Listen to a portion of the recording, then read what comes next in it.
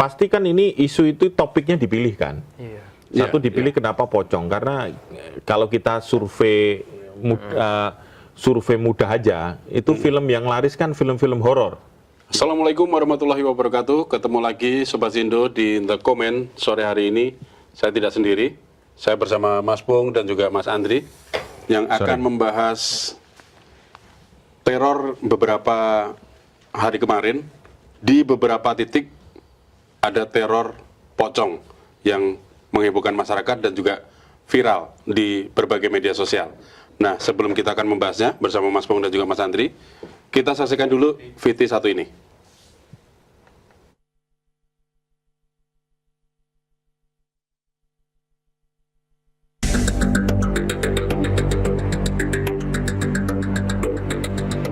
Viral teror pocong ini terjadi di rumah salah seorang warga di Merandung, Klampis, Bangkalan, Jawa Timur. Pelaku melompat dan mengintip ke dalam rumah sambil membawa senjata tajam. Merespon ini, pihak kepolisian dibantu perangkat desa langsung bertindak dan berhasil mengidentifikasi serta menangkap 3 orang pelakunya. Mereka langsung diadili secara adat oleh pihak desa hingga berujung pada klarifikasi dan permintaan maaf. Menurut pelaku, aksi pocong dengan membawa senjata tajam tersebut hanya untuk kebutuhan konten semata dan tidak ada niat meneror warga. Selaku pemeran utama teror pocong, bahwa video tersebut kami buat hanya untuk konten atau hiburan dan tidak pernah ada kejadian teror pocong di Desa Merandung. Saya mohon maaf kepada warga sekitar, terutama kepada Kepala Desa Merandung serta masyarakat Kabupaten Bangkalan. Demikian surat pernyataan ini kami buat dengan tidak ada paksaan. Terima kasih.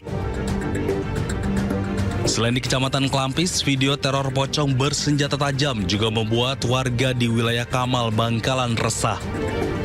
Namun hal ini dibantah pihak kecamatan karena sampai saat ini tidak ada laporan resmi terkait kejadian tersebut.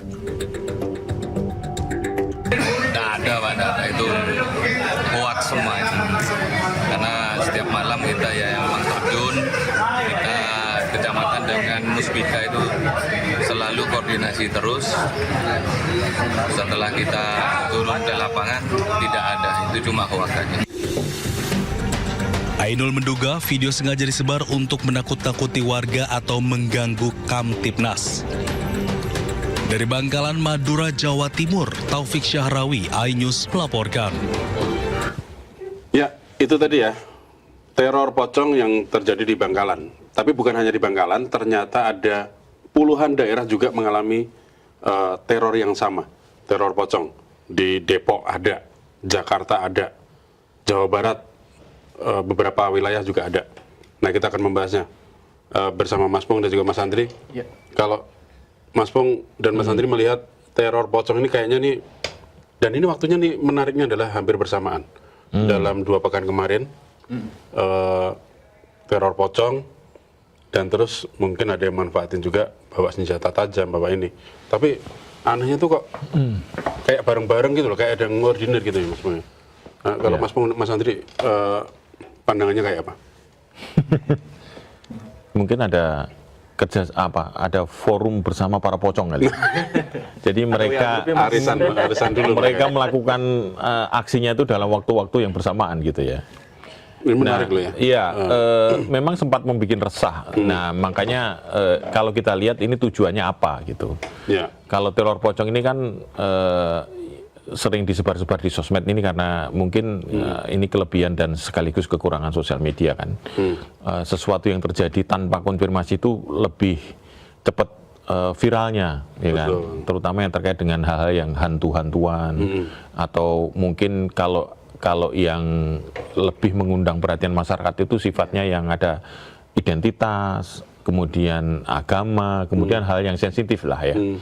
Nah mungkin kalau memang itu waktunya bersamaan di titik-titik yang berbeda itu yang patut kita analisa ya. Itu. Ini sebenarnya by design atau memang iseng aja. Tapi kalau iseng aja kok sampai ada koordinasi gitu ya. Dari Madura ke Tangsel juga ada loh ya. Jawa Timur. Jawa Timur. Jawa Terus, Timur, Jawa Tengah, nah, Jawa Tengah ada juga Jawa Barat banyak. Jawa Tengah, Pak, Tangsel Banten, sampai Tangsel ya. Depok ada nggak nih? Depok ada kemarin. Depok itu kan Tapos. biasanya paling heboh tuh kalau Ada. ada isu-isu tertentu. Ada Tapos, Sawangan ada. Nah, Kemarin. artinya ini sesuatu yang mungkin tidak berdiri sendiri ya. Kita nggak ngerti. Ya kita tidak bisa membuktikan itu.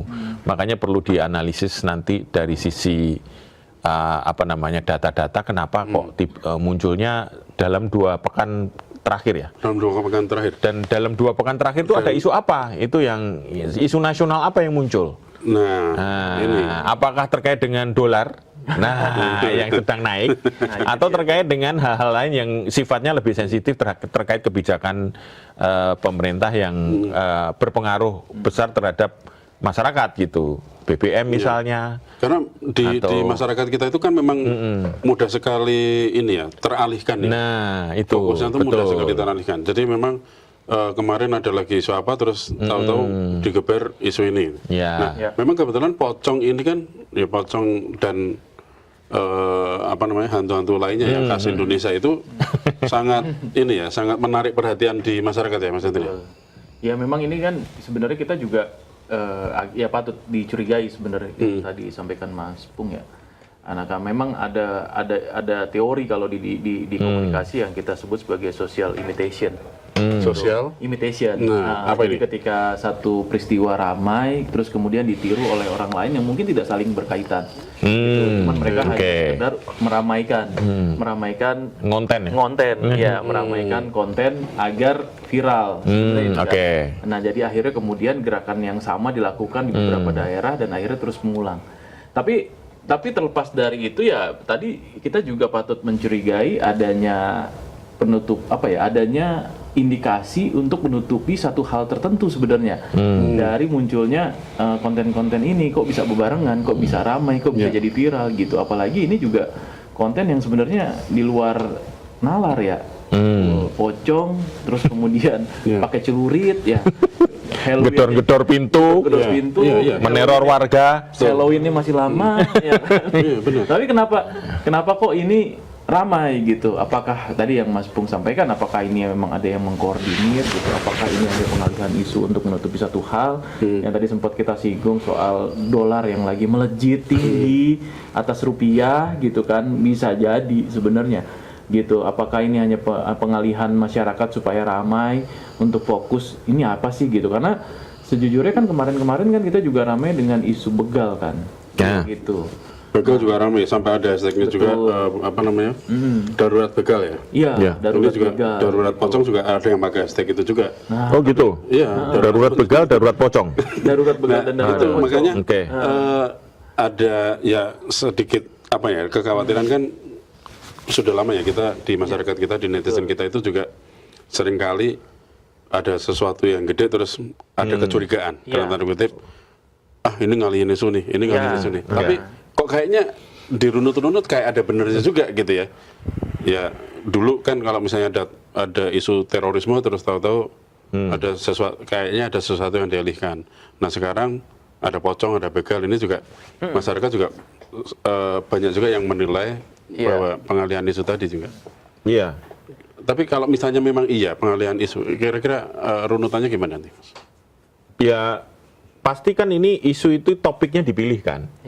Satu dipilih kenapa pocong? Karena kalau kita survei mudah aja, itu film yang laris kan film-film horor di Indonesia kan? Oh iya benar. Selain kan, artinya itu yang paling dipilih kenapa yang cepat menarik perhatian masyarakat ya horor lah. Horor. Ya pocong lah, dulu di Depok ada apa tuh yang babi ngepet. Pesugihan, babi ngepet gitu kan? Yang hal-hal yang mungkin Babi ngepet itu juga ramai kan rame gitu. Isunya. Ya mungkin ada target tertentu lah ya, biar masyarakat kita tidak memikirkan misalnya pernyataan presiden yang katanya orang desa tidak butuh dolar, itu kan rame ya gitu kan. Betul. Ya itu apakah untuk mengalihkan itu kita tidak tahu gitu.